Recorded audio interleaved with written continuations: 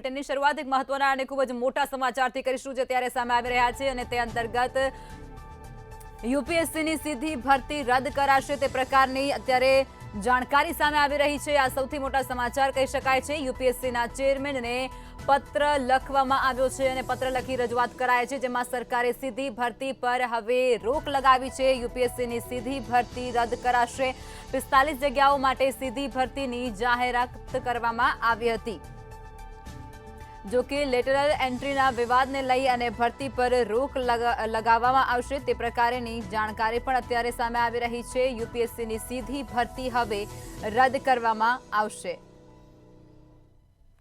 તો યુપીએસસીના ચેરમેને પત્ર લખી અને રજૂઆત કરી છે। પત્ર લખી અને તેમના દ્વારા આ જાણકારી છે તે આપવામાં આવી છે। સરકારે સીધી ભરતી પર રોક લગાવી દીધી છે। યુપીએસસીની સીધી ભરતી હવે નહીં થાય। 45 જગ્યાઓ માટે સીધી ભરતીની જાહેરાત પણ કરવામાં આવી હતી। જો કે હવે તેના પર રોક લગાવવામાં આવી છે।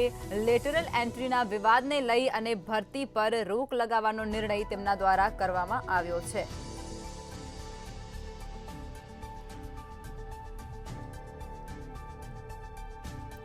યુપીએસસીના ચેરમેનને પત્ર લખી અને આ ખાસ પ્રકારે રજૂઆત તેમના દ્વારા કરવામાં આવી છે અને તે અંતર્ગત સરકારે સીધી ભરતી પર હવે રોક લગાવી દીધી છે। યુપીએસસીની સીધી ભરતી હવે નહીં થાય।